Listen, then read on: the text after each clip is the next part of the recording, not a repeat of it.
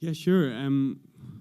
Well, I guess it was something that when I was after the attack, I was kind of beaten with a hammer and had a dirty syringe held to my throat, and I was still living at home at the time. I was 18, and it was the letter to say I'd been accepted into film school, which kind of gave me the push to face the door, as it were, and in the first year of film school, I met the girl who's now my wife, and she very sort of quickly started to cop on, that Kieran doesn't stick around past 5 o'clock, or doesn't go out with the weekends with the guys, and I confided in her that I've got this thing, I don't know what it is, because I didn't have a word for it, and she suggested that I go see this, it was a free counsellor in the college, so I kind of went to sort of placate her, because I thought this is ridiculous, but it ended up being the best thing I could have done.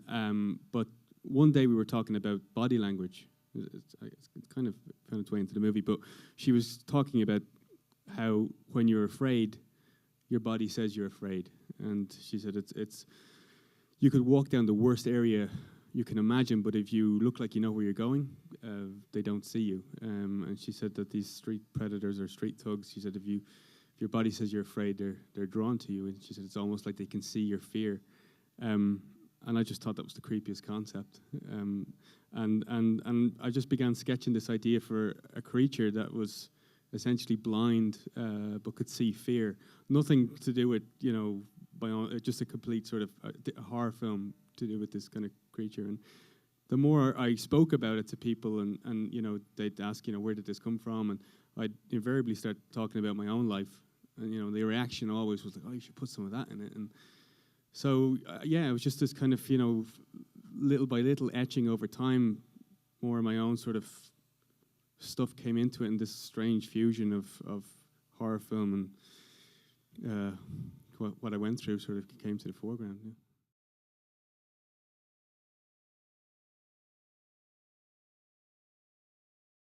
Yeah, well, I thought it was, I guess in conjunction with Tim Fleming, the DP, and Tom Sayer, the production designer, we and Steve Fannigan, the sound designer, we spoke of sort of creating a visual and sonic sort of, sort of world that we gave ourselves rules that we stuck by. For example, one visual rule was that we'd always almost like an uber subjective experience. We'd never show anything that Tommy couldn't see. We'd never cut to an angle that he couldn't possibly subjectively experience. Always handheld, always head height, and we always framed him. Probably to watch it again within rectangles, to sort of keep him in the tower, as it were, and that sort of image became an important thing. It was a door, it was a tower, it was a tombstone. It was so and then sonically, Steve Fannigan and Tom and Andy, who did the score, they pretty much became one organic unit.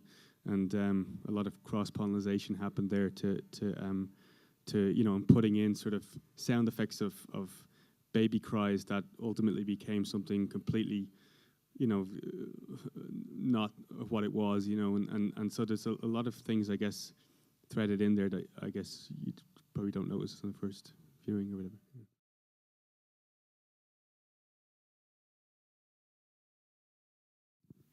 Well, on set it was a bit uncomfortable, minus 14 degrees and night shoots and babies with ear infections.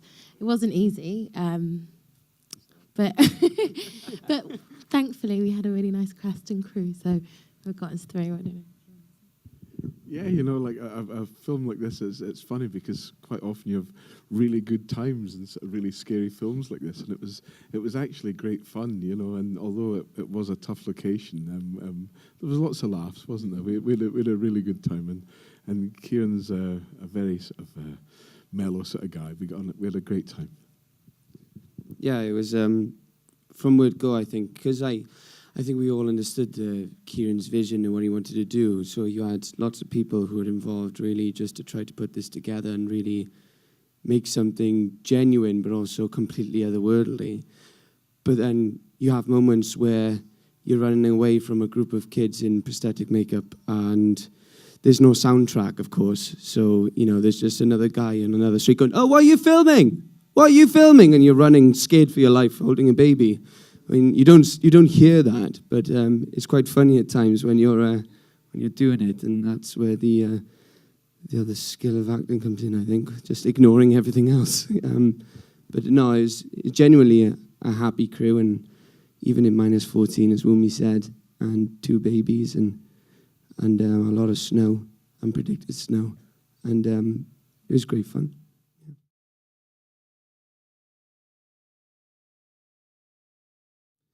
For me, it was looking for a role that I hadn't played. One, it was looking to get a job to start with, but also, when I met Kieran, and I'd obviously read the script, but then to meet a director who's written it as well, but also comes from personal experience, it's very insightful.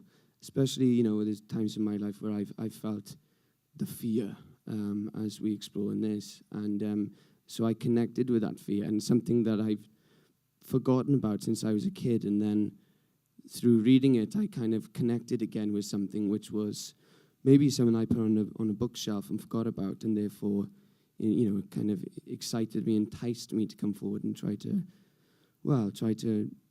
create Tommy through Kieran's eyes, but also bring a bit of myself to it as well.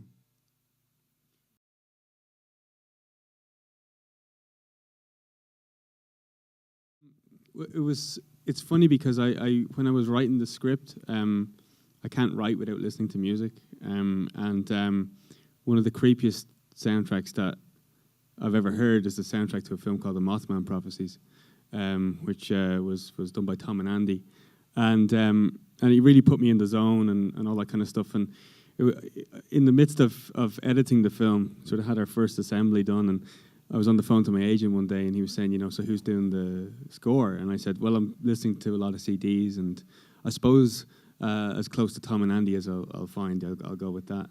So behind my back, he sent off the cut to Tom and Andy, to their agent, and they responded straight away, which was, I was kind of geeking out to work with them, and we did it all over Skype.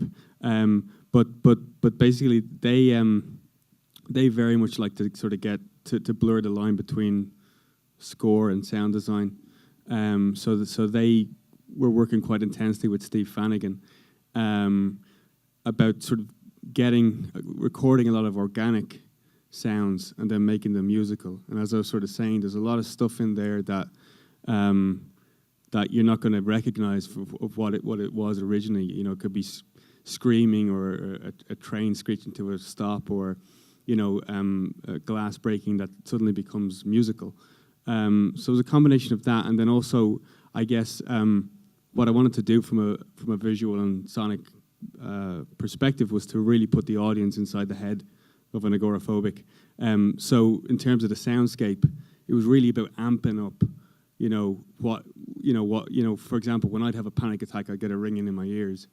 So that was something we sort of thread throughout, and that also sort of became the sound code for syringes, and so everything sort of it was funny. It was like we sort of ended up sonically structuring the film the same way you'd structure a script, and yeah, it was great fun working with the guys.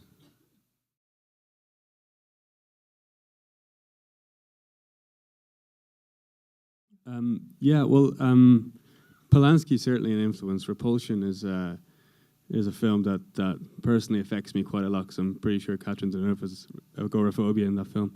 And Stanley Kubrick, The Shining, and a film which leaves me paranoid is a film called Jacob's Ladder. That was a big influence on me. And early Cronenberg, like The Brood, and stuff like that. And I'm a huge fan of Chris Cunningham, who made a video called Come to Daddy for Aphex Twin, which sort of bizarrely, it has this very similar palette. In terms of the landscape, that is Glasgow, Scotland. No, I'm joking. We basically, there was, what I wanted to do was kind of make a collage of the areas that I grew up in or beside, and make a nightmare version of that. So the council estate is very similar to where I come from. Doesn't look as bad as that, of course, and there was a lot of digital sort of weathering of the area. A lot of bordering up the windows and stuff was done afterwards. The tower blocks were, the tower blocks I was referencing where I come from have since been demolished. So we went in search of tower blocks that would suit. And again, there is one tower block that we use for filming for reference and stuff, and then we weathered that and then digitally cloned another two because I was obsessed with the number 3 and trinities and all of that, and I can talk about that and really bore everyone. But so yeah, it was kind of just to sort of create a nightmare collage of a council estate from hell, and we chose different areas to shoot in. And the interiors of the tower block is a real abandoned tower block, which was lovely for the actors to shoot in because it was -10 indoors. So yeah, it was really just a sort of a pick and mix of various areas that I knew of.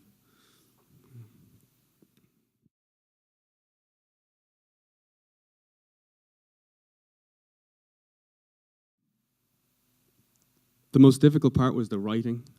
The shoot was just so chaotic, in that snow. We 23 days and gangs of kids and prosthetic makeup, and it was just about getting the next setup shot, and didn't have any time to be objective about anything. But the writing of it, took a long time to get the film off the ground, and I guess the sort of every day to throw myself into situations and stuff that I'd rather forget was on the one hand really, really difficult, because I honestly thought I was taking steps backwards. But I think it was the best thing I could have done, because you're forced to sort of confront something every single day. It invariably sort of will have a positive effect on you. But I didn't know that at the time. And what I was actually doing was echoing the arc of the main character, so that in the middle of writing the script, I was like kind of unlivable with. But by the time I got to the end, I felt kind of empowered, or it was quite cathartic to hold in my hand. When you're sort of master of your own creation, there's a power and a control that comes over that. Yeah, I'd highly recommend screenwriting as a form of therapy.